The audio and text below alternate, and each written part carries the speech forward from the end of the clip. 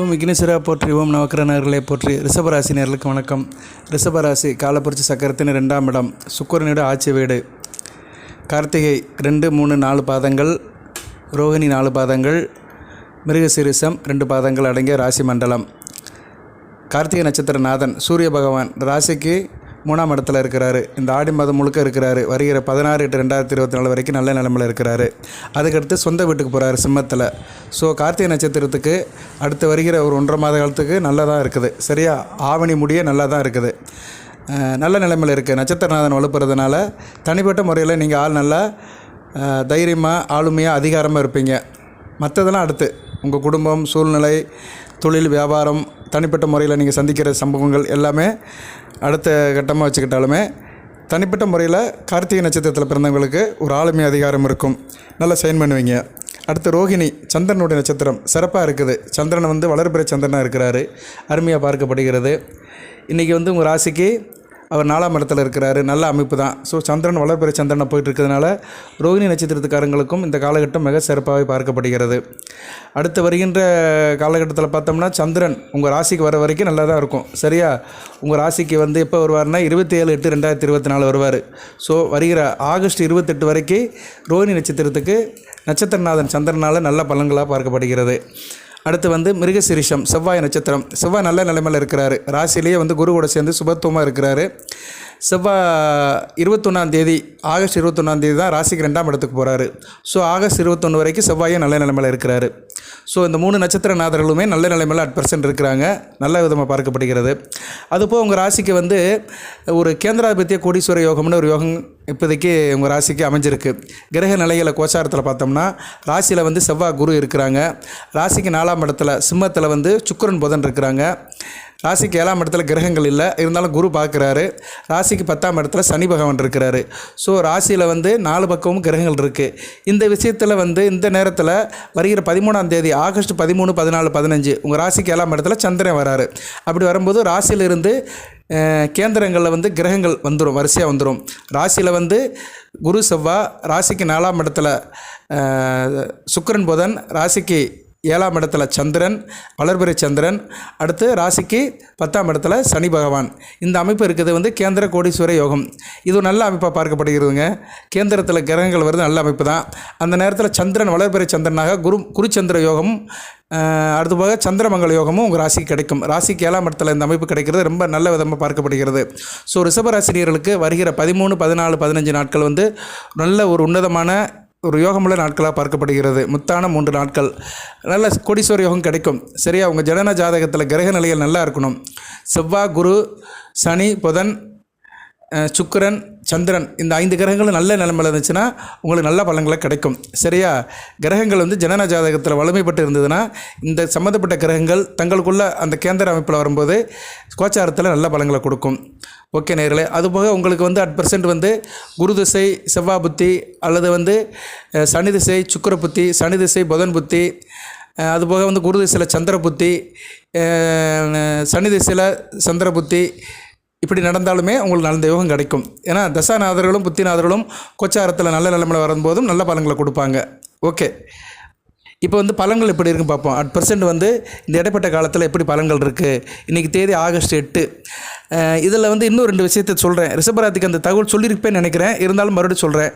9ஆம் தேதி கருட பஞ்சமி, அதாவது 9/8/2024 ஆகஸ்ட் 9ஆம் தேதி ஆடி 24 வெள்ளிக்கிழமை கருட பஞ்சமி. அன்றைக்கி பெருமாள் கோயிலுக்கு போயிட்டு வந்துருங்க. ஜனன ஜாதகத்தில் ராகு தோஷம் இருக்கிறவங்களுக்கு இது சிறப்பாக பார்க்கப்படும். இப்போதைக்கு கோச்சாரத்தில் உங்களுக்கு அந்த ராகு தோஷம் இல்லை. ஏன்னா கோச்சாரத்தில் ராகு 11ஆம் இடத்துல தான் இருக்கிறாரு, நல்ல அமைப்பில் தான் இருக்கிறாரு. இருந்தாலும் ஜனன ஜாதகத்தில் நிறைய பேருக்கு ராகு லக்கண ரீதியாக 2, 4, 5, 7, 8 இருந்தார்னா தோஷத்தை கொடுப்பாரு. குடும்பத்தில் சில பிரச்சனையை கொடுப்பாரு. அதே மாதிரி சுகஸ்தானத்தில் இருந்தாலும் சில பிரச்சனையை கொடுப்பாரு. தாமத திருமணத்தை கொடுப்பாரு, புத்திர பாக்கியத்தை கெடுப்பார், சில வியாதிகளை கொடுப்பாரு, அலைச்சலை கொடுப்பாரு, சில கஷ்டங்களை கொடுப்பாரு. சரியா, அதனால் 2, 4, 5, 7, 8 இந்த இடத்துல ராகு இருக்கக்கூடாது ஜனன ஜாதகத்தில் லக்கண ரீதியாக. அப்படி இருக்கிறவங்களுக்கு அந்த ராகதோஷம் இருக்குது. அதுபோல் இப்போ வந்து உங்களுக்கு ராகு திசையும் சில பேருக்கு நடக்கும். ரிஷபராசியில் பிறந்தவங்களுக்கு ராகு திசையும் நடக்கும். அவங்க வந்து இன்று கோயிலுக்கு போயிருக்கலாம், இன்று போகலாம். இன்றைக்கு நாக சதுர்த்தி, இன்று 8/8/2024 நாக சதுர்த்தி. ஆனால் இந்த வீடியோ வந்து உங்களுக்கு இரவு தான் கிடைக்கும். சரியா? இரவு கிடைத்தாலுமே நீங்கள் அந்த திதி முடிஞ்சிரும்னு நினைக்கிறேன். ஆல்ரெடி நான் ஏற்கனவே சொன்னேனே தெரியல, போன வீடியோவில் ரிஷபராசிக்கு நான் சொன்னேன்னா தெரியல. அப்படி அந்த தகவல் உங்களுக்கு தாமதமாக கிடச்சிதுன்னா நாளைக்கு கோயிலுக்கு போங்க. 9/8/2024 நீங்கள் வந்து பெருமாள் கோயிலுக்கு போய் கருடாளவரை சந்திச்சிங்க, தரிசனம் பண்ணிங்கன்னா அந்த நாகதோஷம் தீரும். ஏன்னா கருடனுக்கு வந்து நாகம் பயப்படும். அதனால் கருடாளவரை சந்திக்கிறது நல்ல அமைப்பு தான். நாளை முடியாதவங்கள் 11/8/2024 ஞாயிற்றுக்கிழமை சுவாதி நட்சத்திரத்து அன்னைக்கு பெருமாள் கோயிலுக்கு போங்க. ஏன்னா கருடன் பிறந்தது வந்து 11ஆம் தேதி தான் சுவாதி நட்சத்திரம். அவர் பிறந்த ஜென்ம நட்சத்திரம் வந்து ஆகஸ்ட் 11 தான் வருது. ஆனால் அந்த திதி பஞ்சமி திதி வந்து 9ஆம் தேதி வருது. சரியா? ஸோ இந்த 2 நாளில் நீங்கள் எடுத்துக்கலாம். ஆகஸ்ட் 9 இல்லைனா ஆகஸ்ட் 11 நீங்கள் அந்த பெருமாள் கோயிலில் போய் கருடாவளரை சந்திக்கிறது, தரிசனம் பண்ணுறது நல்ல அமைப்பாக பார்க்கப்படுகிறது. ஓகே நேயர்களே, இதுபோக உங்களுக்கு ஆகஸ்ட் 13, 14, 15 அந்த கேந்திராதிபத்திய கோடீஸ்வரம் உள்ள நாட்கள் நல்ல நாட்களாக, யோகம் உள்ள நாட்களாக பார்க்கப்படுகிறது.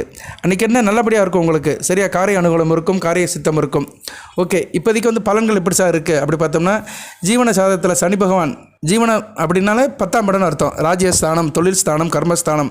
அங்கே சனி பகவான் வந்து நல்ல நிலைமையில் இருக்கால, தொழில் நல்லபடியாக இருக்கும். ராகுவும் 11ஆம் இடத்துல நல்ல நிலைமையில் இருக்கிறாரு. சரியா? இது நல்ல விதமாக பார்க்கப்படுகிறது. அதுபோல் குருவும் செவ்வாயும் ராசியில் இருக்கிறதுனால தேக ஆரோக்கியம் நல்லா இருக்கும், நல்ல உடல் அமைப்பு நல்லபடியாக இருக்கும், நல்ல சூழ்நிலை, நல்லா வேலை பார்ப்பீங்க. ஆடை ஆபரண சேர்க்கைலாம் உண்டு. இந்த வருகின்ற நாட்களில் எங்கேனாச்சும் கடையில் போய் ட்ரெஸ் கோட் எடுக்கிறதுக்கு நல்ல ஒரு காலகட்டமாக பார்க்கப்படுகிறது. அதே மாதிரி புதிய வீடு கட்டுவதுக்கோ இல்லைனா மனை இடம் வாங்குறதுக்கோ உங்களுக்கு வந்து யோகமான நாட்களாக வருகின்ற நாட்கள் பார்க்கப்படுகிறது. சிலருக்கு வந்து வேலை பார்க்குற இடத்துல வந்து பதவி கிடைக்கும், பதவி கிடைக்கும், பதவி உயர்வும் இருக்கும். பொது வாழ்க்கையில் இருக்கிறவங்களுக்கு கௌரவம், அந்தஸ்து இருக்கும். அரசியல்வாதிகள், மக்கள் நல பணியில் இருக்கிறவங்க, வெகுஜன தொடர்பில் இருக்கிறவங்களுக்கு ஒரு கௌரவம், அந்தஸ்தாக பார்க்கப்படுகிறது. கலைஞர்களுக்கு புதிய வாய்ப்புகள் கிடைக்கும். குடும்பத்தில் சுபகாரியம் நடக்கும். அதே மாதிரி 12ஆம் இடத்துல செவ்வாய், 12 செவ்வாய் ராசியில் இருக்கிறனால செலவுகளை கட்டுப்படுத்தணும். சரியா? செலவுகள் ஒரு பக்கம் ஓடும். சரியா? ராசிக்கு 7, 12 கூட இருக்கிறனால கணவன் மனைவி விஷயத்திலும் சரி, நண்பர்கள் விஷயத்திலும் சரி, சொந்த பந்த விஷயத்திலும் சரி சில தேவையில்லாத செலவுகள் வரும். அதை கட்டுப்படுத்தணும். அதே மாதிரி பேசும்போது நிதானம் இருக்கணும். ஏன்னா பேச்சில் வந்து நிதானம் இருக்க வேண்டும். அதே மாதிரி ஜென்மத்தில் குரு உங்கள் ராசிக்கு ஆகாத விரையாதிபதியோடு சேர்ந்து இருக்கிறதுனால தேவையற்ற செலவுகள் இருக்கும். அதே மாதிரி நீங்கள் வந்து ஒன்று நினைக்க பிரச்சனை வேறு மாதிரி நடக்கும். அதான் ரொம்ப முக்கியம். புரிதலோடு இருங்க. அதாவது நம்ம ஒன்று நினச்சோம்னா நடக்கிறது ஒரு மாதிரியாக இருக்கும். அப்படிப்பட்ட சூழ்நிலையில் ரிஷபராசினியர்களுக்கு நடக்கும். அதனால் கவனமாக இருங்க. எந்த ஒரு காரியத்தையும் யோசிக்காமல் படக்குன்னு செய்ய வேண்டாம். நீங்கள் ஒரு காரியம் செய்கிறீங்கன்னா திட்டமிட்டு செய்யுங்க. அப்படி திட்டமிடாத காரியத்தை செய்கிற மாதிரி இருந்துச்சுன்னா வீட்டில் பெரியவங்ககிட்ட கேளுங்க. சரியா? இப்போ உங்களுக்கு வந்து ஒரு சில நேரத்தில் வந்து சில நெக் ஆஃப் மூமெண்ட்டில் ஒரு காரியத்தை செய்கிற மாதிரி இருக்கும். அந்த காரியத்தை செஞ்சிட்டிங்கன்னா அதில் பிரச்சனை வரும். அந்நேரம் என்ன பண்ணணும்னா ஃபோன் பண்ணி அம்மா அப்பா கேளுங்க, இல்லைன்னா அண்ணன் தம்பிக்கிட்ட கேளுங்க, வீட்டில் இருக்க மனைவி கிட்ட கேளுங்க, இல்லைனா பெண்கள் வந்து கணவன்கிட்ட கேளுங்க. சில சம்பவங்கள் பிளானிங் இல்லாமல் நடக்கும். நம்ம வாழ்க்கையில் எதிர்பாராத திருப்பங்கள் நடக்கும். சில விஷயங்கள் சந்தித்து தான் ஆகணும். அப்படி சந்திக்கும் போது நீங்கள் என்ன பண்ணணும்னா அதை டக்குன்னு மற்றவங்க கூட ஷேர் பண்ணுங்கள். எங்கே இப்படி நடக்குது, இப்படி ஒரு சூழ்நிலையில் நான் இருக்கிறேன், இதை செய்யவே வேண்டாமா அப்படின்னு டிஸ்கஸ் பண்ணிவிட்டு செய்யுங்க. அது வந்து நல்ல ஒரு சொல்யூஷனை கொடுக்கும். Discussion is the main solution of decision. சரியா? அதை வந்து என்றைக்குமே மறக்கக்கூடாது. @% அதில் வந்து நல்ல கவனம் வச்சுக்கோங்க. நல்லா இருக்குங்க. ரிஷபராசிக்கு வந்து அந்த கேந்திராதிபத்திய அமைப்பில் கிரகங்கள் நல்ல நிலைமையில் இருக்குது. நல்ல விதமாகவே பார்க்கப்படுகிறது. ஒன்றும் பிரச்சனை இல்லை. அதுபோக ஜனன ஜாதகத்தில் லக்கண ரீதியாக தசாபுத்தி அமைப்புகள் இருக்குது. அதுக்கு நான் வீடியோ போடுறேன், கண்டென்ட்லாம் எடுத்து வச்சுருக்கிறேன். எனக்கு வந்து கொஞ்சம் பர்சனல் ஊருக்கு நிறையா இருக்குது. கோயில் குளத்துக்கு போயிட்டு வரேன். ஆடி மாதம் நிறைய விசேஷங்கள். இன்றைக்கி கூட நாக சதுர்த்தி. சரியா? நேற்று ஆடி பூரம். அதுக்கு போன வாரம் வந்து ஆடி அமாவாசை, ஆடி பெருக்கு, நாளைக்கு கருட பஞ்சமி. இப்படி அடுத்தடுத்து இந்த ஆடி மாதம் முழுக்க தொடர்ந்து வந்து வழிபாடும் விசேஷ தினங்களாக தான் வருது. ஓகே, உங்களுக்கு கண்டிப்பாக நான் வந்து ராகு திசை, குரு திசை, சனி திசைக்கு உங்களுக்கு வீடியோ போடுறேன். @% அந்த தசை நடக்கிறவங்களுக்கு ஒரு யூஸ்ஃபுல்லாக இருக்கும் அந்த வீடியோ. கூடுதலாக வந்து நீங்கள் எது ஜனன ஜாதகம் செக் பண்ணுறதா எங்களை அணுகுங்க. ஒரு குறைந்த கட்டணம் தான் வாங்குகிறோம். நல்லபடியாக பார்த்து கொடுப்போம். எல்லா ராசி நேர்களும் அணுகுறாங்க. வருஷப்படி நல்லபடியாக பார்த்து கொடுப்போம். இந்த வாட்ஸ்அப்பில் கொடுத்த நம்பருக்கு நீங்கள் வந்து வாய்ஸ் மெசேஜோ டெக்ஸ்ட் மெசேஜோ கொடுக்கலாம். கண்டிப்பாக பதில் சொல்லுவேன். வேறு சில சந்தேகங்கள், குறிப்புகள் இருந்துச்சுன்னா நீங்கள் கமெண்ட் பாக்ஸில் கேட்கலாம். உங்களுக்கு தனிப்பட்ட முறையில் நான் கமெண்ட் பாக்ஸில் பார்ப்பேன், அதையும் போடுவேன். இப்போ இடையில போடலை, ஒரு 4-5 நாளாக கமெண்ட் பாக்ஸில் சில கேள்விகளுக்கு பதில் போட முடியல. கொஞ்சம் ஓவர் வேலை அழுத்தம், வெளியே வட்டார வேலையில் இருந்ததுனால அதையும் பார்த்து நான் உங்களுக்கு கமெண்ட் பாக்ஸ் எல்லாத்தையும் எடுத்து பதில் போடுறேன். ரிப்ளை பண்ணுறேன். ஓகே நேயர்களே, இப்போதைக்கு வழிபாடு விநாயகப் பெருமானை கும்பிடுங்க. சரியா? விநாயகப் பெருமான் அரச மரத்தடி இருக்க விநாயகப் பெருமானை கும்பிடுங்க. அங்கே விநாயகப் பெருமானுக்கு 2 பக்கம் சர்ப்ப கிரகங்கள் இருக்கும், அதை வணங்குங்க. தூள் சர்க்கரை, பச்சரிசி, எள்ளு இது கலந்த பண்டத்தை வந்து அரச மரத்தடியில் போடுங்க. அந்த எறும்புகளுக்கு தனியாக போட்டிங்கன்னா உங்களை சகல தோஷமும் நீங்கும். நல்ல விதமாக பார்க்கப்படுகிறது. 9ஆம் தேதி ஆகஸ்ட் 9 நாளை இல்லைனா வர ஞாயிற்றுக்கிழமை பெருமாள் ஊருக்கு போயிட்டு வந்துடுங்க. போய் கருடாவளவரை கும்பிட்டு வந்தீங்கன்னா கூடுதல் சிறப்பாக இருக்கும். ஜனன ஜாதகத்தில் ராகுதோஷம் இருக்கிறவங்களுக்கு, அதுபோக ராகுதிசை நடக்கிறவங்களுக்கு நல்ல விதமாகவே பார்க்கப்படுகிறது. வாழ்த்துக்கள். எல்லாம் வல்ல இறைவன் ரிஷபராசி நேயர்களுக்கு சில சௌபாகியத்தையும் சில ஐஸ்வர்யத்தையும் சில நன்மையிலும் கொடுப்பார். இந்த கேந்திராதிபத்திய கோடீஸ்வர யோகம் கண்டிப்பாக கிடைக்கும் உங்களுக்கு. ஆகஸ்ட் 13, 14, 15 ஒரு நல்ல நாட்களாக, யோகமுள்ள நாட்களாக பார்க்கப்படுகிறது. அன்று நல்ல அமைப்பு கிடைக்கும். அடுத்தடுத்து வீடியோ போடுறேன், தொடர்ந்து பாருங்கள். நம்ம சேனலை சப்ஸ்கிரைப் பண்ணாங்க சப்ஸ்கிரைப் பண்ணுங்கள். பெல் பட்டன் ஆன் பண்ணுங்கள். நோட்டிஃபிகேஷனில் வர எல்லா வீடியோவும் பாருங்கள். லிங்கில் வந்து பழைய வீடியோக்கெல்லாம் கொடுத்துருப்பேன். சரியா? கண்டிப்பாக லிங்கில் எல்லா வீடியோவும் இருக்கும், நீங்கள் பார்க்கலாம். லிங்கில் உள்ள வீடியோ பார்த்தாலே நீங்கள் ஒரு ஜோதிடர் ஆயிடலாம். அந்த அளவுக்கு நான் தகவல் நிறையா சொல்லியிருப்பேன். நம்ம வீடியோ தொடர்ந்து பார்க்குறவங்களுக்கு ஜோதிட அறிவு நல்லபடியாக கிடைக்கும். அதுபோக அது உங்களோட வரப்பிரசாதம் தான். சரியா? எல்லாரும் ஜோதிடத்தை தெரிஞ்சுக்கலாம். பலன்களை தெரிஞ்சுக்கிறது பக்கம் இருந்தாலுமே அமைப்பை தெரிஞ்சுக்கணும். கிரக நிலையில் தெரிஞ்சுக்கிட்டிங்கன்னா நல்ல விதமாக பார்க்கப்படுகிறது. வாழ்த்துக்கள் நேயர்களே. அனைத்து வளங்களின் நலங்களை பற்றி ரிஷபராசி நேயர்கள் கிருத்திகை, ரோகிணி, மிருகசீரிஷம் நட்சத்திரத்தை பிறந்தவங்க தேக ஆரோக்கியத்துடன் தீர்க்காயுடன் நீடோடி வாழ்க, நிறைந்த வளம் பெறுக. நன்றி நேயர்களே.